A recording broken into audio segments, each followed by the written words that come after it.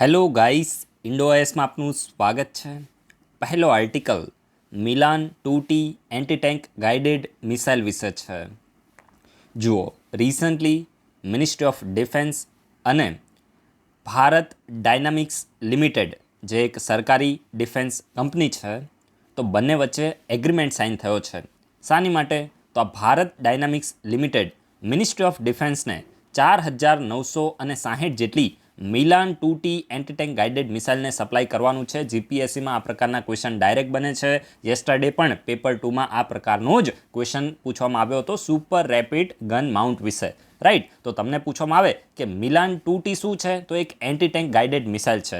અને આ મિલાન 2Tને કોણ સપ્લાય કરવાનું છે? તો ભારત ડાયનામિક્સ લિમિટેડ. કોને? તો મિનિસ્ટ્રી ઓફ ડિફેન્સને. કોની માટે? તો ઇન્ડિયન આર્મી માટે. કેટલો નંબર? તો 4,960. સમજી ગયા? તો આ તમે યાદ રાખજો. અને બીજું ઇમ્પોર્ટન્ટ ફેક્ટ એ તમારે યાદ રાખવાનું છે કે આ Milan 2T anti tank guided missile છે ને, એ ભારતની મિસાઇલ નથી. આ મિસાઇલને ડેવલપ કોને કર્યું છે? તો ફ્રાન્સ દ્વારા એને ડેવલપ કરવામાં આવ્યું છે. પરંતુ એને મેન્યુફેક્ચર કરવાનું, એની જે ટેકનોલોજી છે, તો એ ફ્રાન્સે ભારત ડાયનામિક્સ લિમિટેડને લાયસન્સ આપ્યું છે કે તમે આ એન્ટી ટેન્ક ગાઇડેડ મિસાઇલને ભારતની અંદર પ્રોડ્યુસ કરી શકો છો, મેન્યુફેક્ચર કરી શકો છો. સમજી ગયા? તો તમને એ પ્રકારનું સ્ટેટમેન્ટ આપે કે ભાઈ આ જે મિસાઇલ છે તો એને DRDO દ્વારા ડેવલપ કરવામાં આવી છે, તો એ સ્ટેટમેન્ટ રોંગ હશે. અને ફ્રાન્સ દ્વારા ડેવલપ કરવામાં આવી છે અને ફ્રાન્સે ભારતને લાયસન્સ આપ્યું છે. ભારતની જે ભારત ડાયનામિક્સ લિમિટેડ છે એને લાયસન્સ આપ્યું છે કે ભાઈ તમે ભારત દેશની અંદર આને મેન્યુફેક્ચર કરી શકો છો. અને આ મિસાઇલની રેન્જ કેટલી છે? તો 1.8 કિલોમીટર, એટલે કે લગભગ 1800 મીટર જેટલી. જો અહીંયા ફેક્ટ લખ્યું પણ હશે, 1800 મીટર જેટલી આની રેન્જ છે, તો એ પણ તમે યાદ રાખજો. 1850 મીટર એટલે કે 1.8 કિલોમીટર,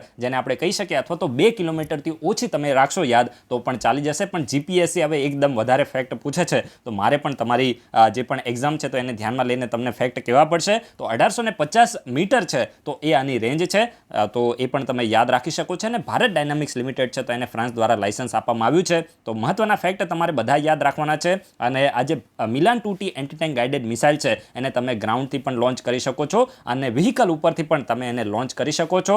અને બીજું મહત્વનો ફેક્ટ એ છે કે આને ઓફેન્સિવ અને ડિફેન્સિવ બંને પર્પઝ માટે આને યુઝ કરી શકાય છે. ઓફેન્સિવ એટલે સમજો ને ભાઈ, માની લો કે ભારત છે તો એ સામેથી પાકિસ્તાન ઉપર હુમલો કરે તો એ ઓફેન્સિવ એક્ટ કહેવાય. પણ જો પાકિસ્તાને હુમલો કર્યો હોય, ચાઇનાએ હુમલો કર્યો હોય અને ત્યારે ભારત પોતાની ડિફેન્સ માટે કોઈ એક્ટ કરે તો ત્યારે એને ડિફેન્સિવ એક્ટ કહેવાય. તો ડિફેન્સિવ ટાસ્ક માટે અને ઓફેન્સિવ ટાસ્ક માટે બંને માટે આ મિસાઇલ છે તો એનો યુઝ કરી શકાશે. અને induction of this missile will further enhance the operational preparedness of the arm forces. અને આપણી જે આર્મ ફોર્સિસ છે એની ઓપરેશનલ પ્રિપેર્ડનેસ છે તો એને પણ વધારશે. બધી કોમન સેન્સની વસ્તુ છે, અહીંયાથી ક્વેશ્ચન ના બને. સમજી ગયા? જે મહત્વના ફેક્ટ હતા, જ્યાંથી ક્વેશ્ચન બનશે એના વિશે મેં તમને ઇન્ફોર્મેશન આપી દીધી છે. અને લગભગ 3 વર્ષની અંદર આ મિસાઇલ છે તો ભારતની જે આર્મ ફોર્સિસ છે તો એની અંદર ઇન્ડક્ટ થઈ જશે. And this project is big opportunity for the defence industry to showcase its capability and will be step in the direction of the achieving the goal of Atmanirbhar Bharat in the defense sector. અને આ એક પ્રકારની opportunity છે કે ભાઈ ભારતની જે પણ ઇન્ડસ્ટ્રી છે તો ડિફેન્સમાં સારું એવું પ્રોડક્શન કરે, સારું એવું મેન્યુફેક્ચરિંગ કરે અને ભારતને ડિફેન્સ સેક્ટરની અંદર આત્મનિર્ભર બનાવી શકે. તો એ માટે એક સારી એવી ઓપોર્ચ્યુનિટી આને માનવામાં આવે છે અને ફ્રાન્સે એની માટેનું લાયસન્સ આપી દીધું છે. તો મિલાન 2T વિશે તમે નોટ ડાઉન કરી દો. નોટ્સ બનાવી હોય તો જ તમે વિડીયો જોજો. ફરીથી હું તમને કહું છું, તમને રિવિઝનમાં ફાયદો રહેશે. હવે હું તમને એક બે સારા એવા ક્વેશ્ચન પૂછી લઉં છું. ટોપ લેવલના ક્વેશ્ચન છે. તમને પહેલો ક્વેશ્ચન પૂછો છે, નીચે છે ને તમને 5 જેટલી રિવર આપી છે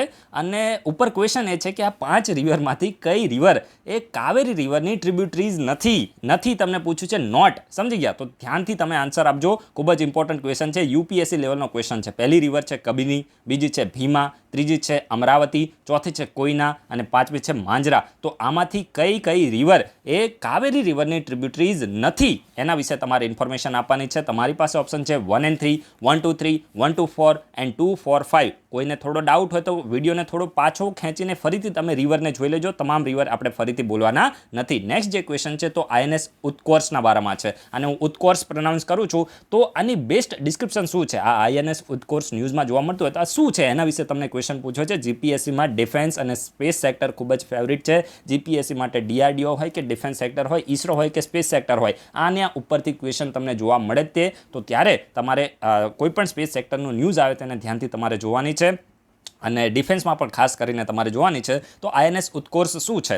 એક એમ્ફીબિયસ વોરશિપ શિપ છે. એના સિવાય ન્યુક્લિયર પાવર સબમરીન છે. ત્રીજો તમને ઓપ્શન આપ્યો છે કે ભાઈ ટોર્પેડો લોન્ચ એન્ડ રિકવરી વેસલ છે. અને ચોથો ઓપ્શન છે કે ભાઈ એર સ્ટેશન છે. તો 4માંથી શું છે એના વિશે તમે ઇન્ફોર્મેશન આપો. અને આ ક્વેશ્ચન ખૂબ જ સરસ ક્વેશ્ચન છે અને જેને એકદમ સારી એવી તૈયારી કરી હશે એ જ આ ક્વેશ્ચનનો ડાયરેક્ટ આન્સર આપી શકશે. તો તમને અહીંયા ક્વેશ્ચન પૂછો છે કે ભાઈ ભારતની અંદર ઇન્ફ્લેશનનો ટાર્ગેટ કોના દ્વારા સેટ કરવામાં આવે છે. ખૂબ જ ઇમ્પોર્ટન્ટ ક્વેશ્ચન છે. સહેજ પણ તમે ઉતાવળ ના કરતા, સારો એવો ક્વેશ્ચન છે. તમને અહીંયા ઓપ્શન આપેલા છે કે ભાઈ ભારતની જે પણ મોનેટરી પોલિસી કમિટી છે તો એના દ્વારા ઇન્ફ્લેશનનો ટાર્ગેટ સેટ કરવામાં આવે છે. બીજો તમને ઓપ્શન આપ્યો છે કે ભાઈ રિઝર્વ બેંક ઓફ ઇન્ડિયા દ્વારા સેટ કરવામાં આવે છે. ત્રીજો ઓપ્શન આપ્યો છે કે ભાઈ ગવર્મેન્ટ ઓફ ઇન્ડિયા દ્વારા સેટ કરવામાં આવે છે. અને ચોથો ઓપ્શન છે કે ભાઈ રિઝર્વ બેંક અને ગવર્મેન્ટ ઓફ ઇન્ડિયા બંને દ્વારા સાથે મળીને ટાર્ગેટને સેટ કરવામાં આવે છે. તો આમાંથી સાચો આન્સર શું આવે છે? ખૂબ જ સારો એવો ક્વેશ્ચન છે. યુપીએસસીમાં બને એવો ક્વેશ્ચન છે તો દરેક લોકો આન્સર આપવાની કોશિશ કરે. રાઈટ. એના પછી જે નેક્સ્ટ આર્ટિકલ છે તો holistic and sustainable vision for the great Nicobar. આ ગ્રેટ નિકોબાર છે તો એ અંદમાન નિકોબારનો સધન મોસ્ટ આઇલેન્ડ છે, એટલે કે સૌથી સાઉથમાં આવેલો અંદમાન નિકોબારનો આઇલેન્ડ છે. તો નીતિ આયોગ છે ને તો એને આ ગ્રેટ નિકોબાર આઇલેન્ડના શું કરવા માટે હોલિસ્ટિક અને સસ્ટેનેબલ ડેવલપમેન્ટ કરવા માટે એક વિઝન પ્લાન છે તો એને શું કર્યો હતો? રિલીઝ કર્યો હતો. અને એના જ ભાગરૂપે અત્યારે જે મેઇનલી અંદમાન નિકોબારનો જે ગ્રેટ નિકોબાર આઇલેન્ડ છે તો એના ડેવલપમેન્ટ માટે લગભગ 150 સ્ક્વેર કિલોમીટર જેટલો જે એરિયા છે તો એને ફાળવવામાં આવ્યો છે. તો આ ફેક્ટ કહેવાય ને કે હવે જીપીએસસી પૂછે છે તો મારે તમને કહેવા પડશે. બાકી યુપીએસસી માટે તો આટલી બધી નાની વસ્તુ યાદ રાખવાની જરૂર ના હોય. યસ્ટરડે કોઈ ભાઈ દ્વારા એ પ્રકારની કમેન્ટ પણ કરવામાં આવી હતી કે ભાઈ તમે અમુક વખતે એમ બોલો છો કે આ ફાલતુ છે અને એક્ઝામમાં એ જ વસ્તુ પૂછી લેવામાં આવે છે. તો હું હંમેશા તમને કહેતો હોઉં છું ક્યારેય કટ ઓફ 400માંથી 400 આવતું હોતું નથી. જે રેશનલ માણસ હોય, જે લોજિકલી ક્વેશ્ચનને સોલ્વ કરી નાખે એ માણસ એ રીતે સમજી જાય ભાઈ મારે 400માંથી 400 લાવવાના નથી, કટ ઓફ 40%થી ઓછું રહે. અને આ પ્રકારનું પેપર હોય, તમે પેપર 1 જુઓ, એટલા પ્રકારના ફાલતુ લેવલના એ મેં પેપર મેં જોયું મને એમ થયું કે ભાઈ આ જીપીએસસી 1-2 માટેનું પેપર નથી. સમજી ગયા? તો તમારે એ રીતે સમજી જવાનું, કારણ કે એક હું ક્યારે મારું લેવલ ડાઉન ના કરી શકું. તમે એક વસ્તુ સમજો કે ભાઈ નાની વસ્તુ માની લો કે હું તમને એવું તો મતલબ રોજ કંઈક ના કંઈક ઇન્ટરનેશનલ ડે હોય તો શું આપણે બધા ડેને ડિસ્કસ કરવા રહેવાનું? તો તમારો પણ ટાઈમ વેસ્ટ થાય ને. એક વસ્તુ યાદ રાખો, હ્યુમનના માઇન્ડની કેટલીક લિમિટેશન હોય છે. તમને બધા ડે તમને યાદ ના રહે. સમજી ગયા? આજે કંઈક વોટર ડે છે તો બધા ડે એ રીતે તમને યાદ ના રહે. એ બધું સ્ટેટસ મૂકવા માટે કામમાં આવે. જે નવરા હોય ને એ સીધું સ્ટેટસ મૂકે કે આજે વોટર ડે છે ને આજે પક્ષી ડે છે ને આજે આ ડે છે ને ફલાણો ઢેકણો, એ બધું યાદ ના રહે ભાઈ. સમજી ગયા? આપણા માઇન્ડની કેટલીક લિમિટેશન હોય છે અને અહીંયા મારે તમને કંઈક સારી વસ્તુ પ્રેઝન્ટ કરવાની હોય છે જેથી તમે આસાનીથી કટ ઓફ નીકાળો. મેં આજ સુધી ક્યારે એવું નથી કીધું કે ભાઈ આપણી ચેનલમાંથી બધા ક્વેશ્ચન આવશે. આ વસ્તુ જે કે ને એ માણસ મૂર્ખ માણસ હોય. સમજી ગયા? એવો માણસ મૂર્ખ હોય. હું ક્યારે એવું નહોતું કહેતો કે બધા ક્વેશ્ચન આવશે, પણ હું એટલું જરૂર કહું છું કે ઇન્ડોઆઈસના કરંટ અફેર્સ તમે કર્યા હશે અને સ્ટેટિક સબ્જેક્ટમાં થોડી પણ તમારી કમાન્ડ હશે, આસાનીથી તમારું કટ ઓફ નીકળી જશે. હું આટલું કહું છું. સમજી ગયા? તો ભાઈ એટલામાં તમારે સમજી જવાનું હોય. અને આ જીપીએસસીની આ બધી એક્ઝામ છે તો ભાઈ થોડી યુપીએસસીથી અલગ પડી જાય તો મને પણ એટલું બધું કહેવાય ને કે આમાં આઈડિયા નથી આવતો, કારણ કે યુપીએસસીના પેપરની કેટલીક પેટર્ન છે. સમજી ગયા? આના કોઈ પેપરની પેટર્ન હોતી નથી. આનામાં કહેવાય ને કે ક્વેશ્ચન પૂછવાની કોઈ રીત નથી. તો હું તમને વધારે કંઈ આમાં કહી ના શકું. સમજી ગયા? તો મારાથી જેટલું થાય છે એટલું હું તમને કરું છું, તમને એનો ફાયદો મળે છે. પછી બધા ફેક્ટ હું કવર કરવા રહું તો એ પોસિબલ નથી. અને તમને એવું હોય તો ભાઈ તમે આ ચેનલને છોડીને જે અનએકેડમીનું માર્કેટિંગ કરતા હોય, અડધી કલાક સુધી ભાષણો આપતા હોય, ત્યાં તમે જોઈન થઈ શકો છો. મારી પાસે એની માટેની કોઈ અપેક્ષા રાખવી નહીં. રાઈટ. તો હવે આપણે ફરીથી આપણા ટોપિક ઉપર આવી જઈએ.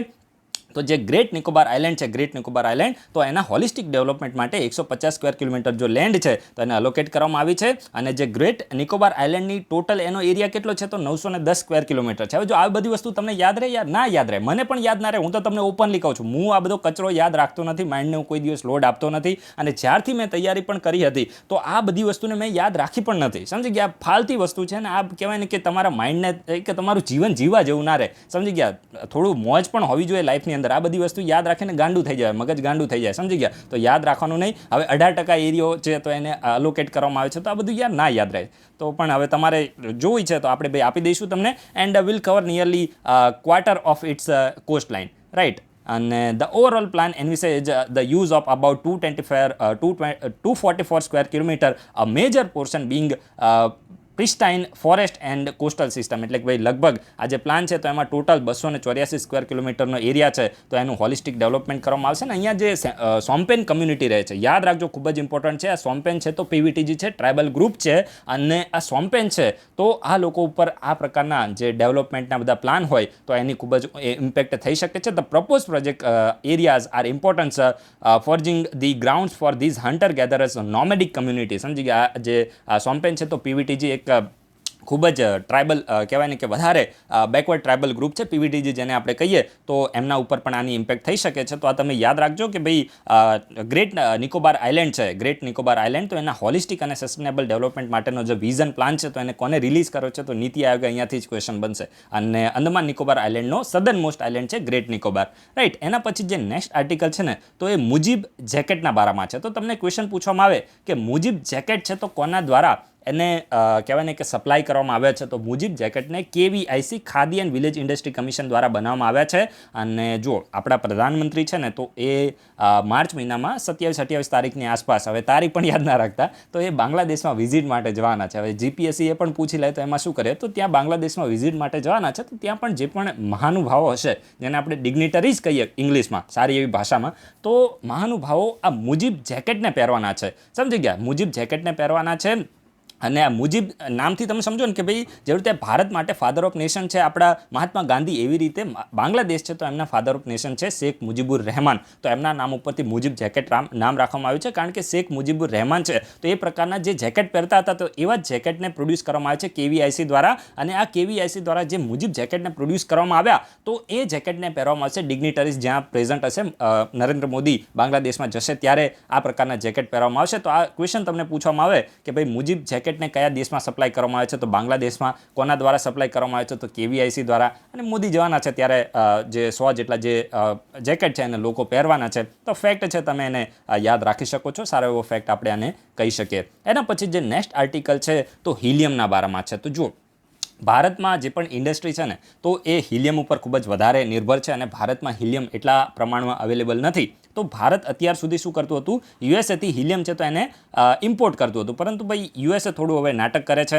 અને 2021થી યુએસએ શું કર્યું છે, ઇન્ડિયાને જે પણ એક્સપોર્ટ થતું હતું હિલિયમનું, એટલે કે યુએસએથી જે એક્સપોર્ટ થતું હતું, ભારતને નિકાસ થતી હતી, તો એને યુએસએ થોડી કટ કરી દીધી છે. ને એટલા માટે ભારતની ઇન્ડસ્ટ્રીને ખૂબ જ નુકસાન થઈ રહ્યું છે. તો હવે ભારતે શું કર્યું છે, પોતાના ઇમ્પોર્ટને ડાયવર્સિફાય કર્યો છે. બીજા દેશથી આપણે હિલિયમનું ઇમ્પોર્ટ કરીએ છીએ. તો આપણે હિલિયમ વિશે થોડી ઇન્ફોર્મેશન લઈએ તો આ એક કલરલેસ, એટલે કે આનો કોઈ રંગ નથી. પછી ઓર્ડરલેસ, એટલે કે આનો કોઈ ગંધ નથી. એના સિવાય ટેસ્ટલેસ, આનો કોઈ ટેસ્ટ નથી. એક પ્રકારનો આ એક નોબલ ગેસ છે અને ગેસ છે. અને એના સિવાય it find it's many application, એટલે કે આની જે એપ્લિકેશન છે ખૂબ જ વધારે છે, ઉપયોગ ખૂબ જ વધારે છે. મેઇનલી તમે જુઓ કે MRI સ્કેન હોય, એના સિવાય રોકેટ હોય, ન્યુક્લિયર રિએક્ટર છે, તો આ બધાની અંદર હિલિયમ છે તો એનો ખૂબ જ વધારે માત્રામાં યુઝ થાય છે. અને ભારતની અંદર હિલિયમની ડિપોઝિટ ક્યાં જોવા મળે છે, તો રાજમહલ જે વોલ્કેનિક બેસિન છે, રાજમહલ વોલ્કેનિક બેસિન, તો ત્યાં જે હિલિયમ છે તો એની ડિપોઝિટ જોવા મળે છે. અને એનું જે મેઇનલી એક્સપ્લોટેશન છે તો એને વધારવા માટે, એક્સપ્લોરેશન છે તો એને વધારવા માટે